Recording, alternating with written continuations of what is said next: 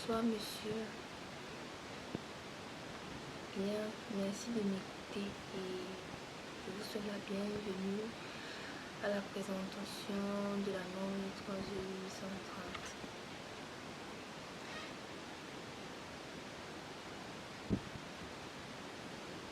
Comme plan du travail, nous avons la notion sur la norme 3830. En grande, nous avons la structure du document 3830. En grand 3, caractéristiques d'un bon SRS selon la norme 3830. SRS veut dire Software Requirement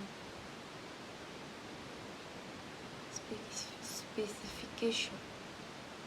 En grand cadre important de la norme 3830 dans un projet informatique. En grand C, nous avons les outils utilisés, les outils qui utilisent cette norme. En grand 1, sur la notion de norme 3830. La norme 3830 est une norme qui définit les bonnes pratiques pour la spécification des exigences logicielles dans un projet informatique.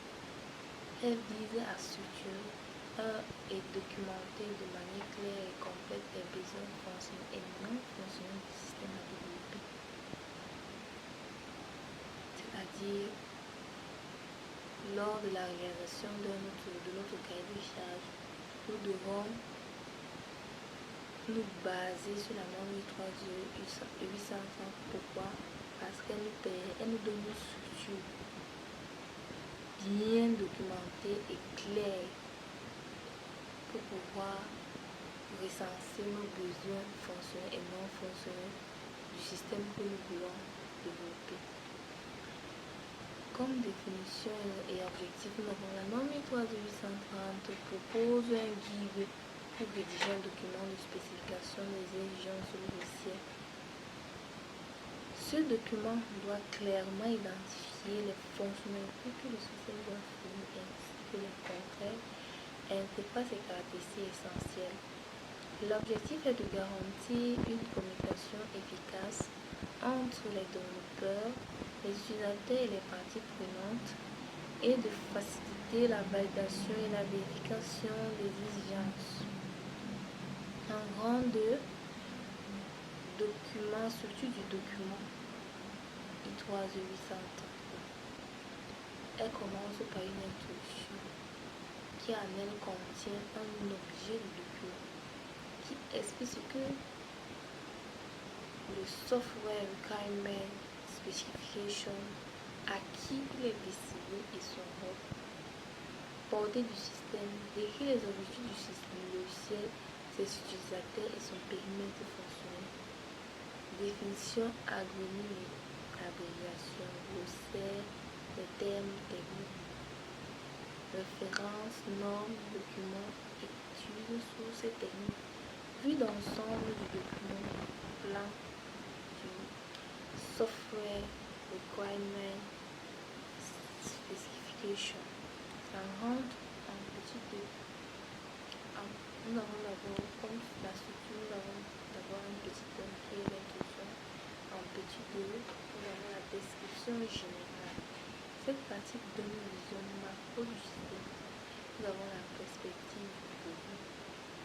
Et là, nous avons l'architecture globale, la fonction du produit résumé de grandes fonctionnalités, caractéristiques des utilisateurs, profil des utilisateurs, contraintes générales, aspects techniques, matériels, réglementaires, normatives, hypothèses et dépendances, conditions préalables, technologies externes, actes disponibles. En 3, nous avons les exigences spécifiques. C'est la partie la plus importante dans la réalisation d'un logiciel. Elle décrit en détail toutes les exigences fonctionnelles et non fonctionnelles. En ce qui concerne les exigences fonctionnelles, elle doit être limitée, testable, non ambiguë et vérifiable. Elles peuvent être modifiées. Ces exigences fonctionnelles, en fonction de leurs besoins, peuvent être modéliser via le diagramme UML, cas d'utilisation, des scénarios utilisateurs et pseudo-codes pour clarifier une logique. Comme exigence non fonctionnelle, nous avons la performance, c'est-à-dire temps de réponse, traitement maximal, débit, latence, sécurité, authentification, gestion des accès, chiffrement, fiabilité, taux de grade, tolérance aux pannes et disponibilité, qui peut être à 99,9%. L'utilisabilité, l'ergonomie, accessibilité et compatibilité mobile, portabilité, OS Windows, Linux, Android, navigateur Chrome, Firefox, maintenance, modularité, documentation, log d'erreur. Comme exigence, petit 3.3, nous pouvons avoir des exigences d'interface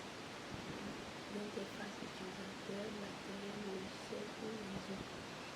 Des contraintes de conception, c'est-à-dire des technologies imposées. Exemple, PHP, Python, SQL. Normes d'architecture, les contraintes de mémoire, stockage. Là, la NES est modèle. Nous allons joindre les diagrammes UML complets, les dictionnaires de données, les maquettes d'interface, les Gantt, les diagrammes de Gantt pour planning du projet, de nos techniques. En 3, caractéristiques d'un pont SRS selon la norme 3800. Nous avons première colonne, critères, en deuxième description.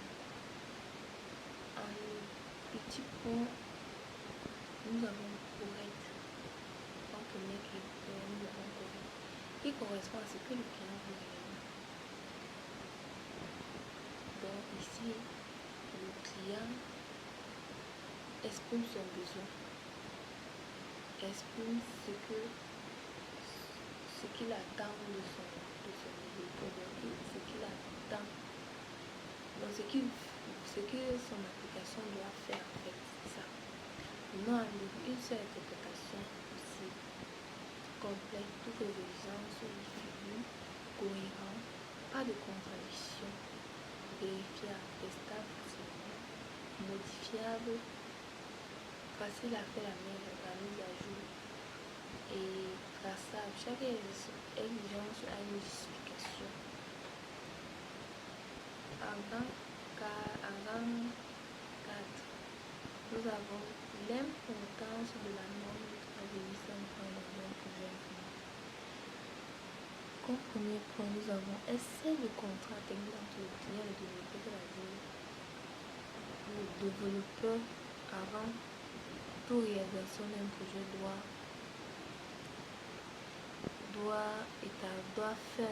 établir un contrat avec son client. De peur des risques, des risques. Comme risque ici, nous avons mentionné le surcoût, la mauvaise interprétation, les fonctionnalités manquantes et retard.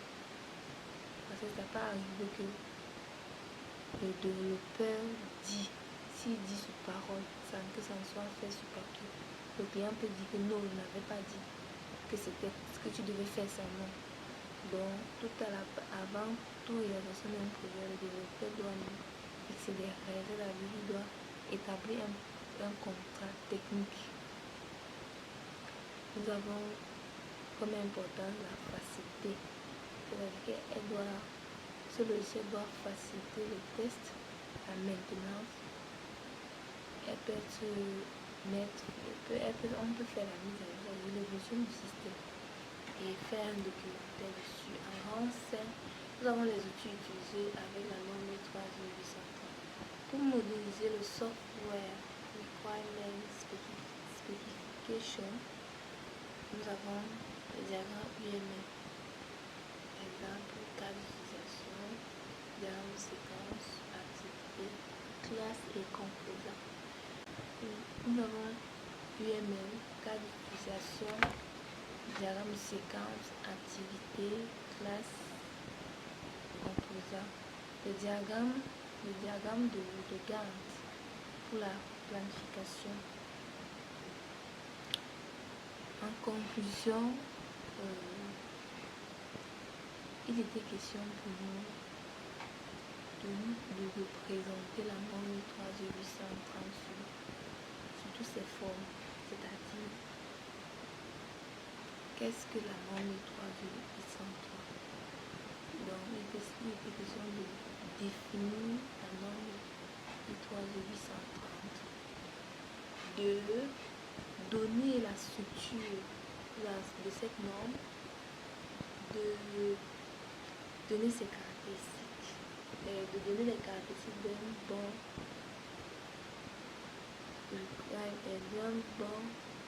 Software Requirement Specification, d'un SRS, de donner les outils que cette norme utilise. Nous avons dit que nous avons les diagrammes UML, les diagrammes de classe, de séquence, d'activité et de composants. Nous avons aussi les diagrammes de Gantt pour la planification du projet informatique. Merci.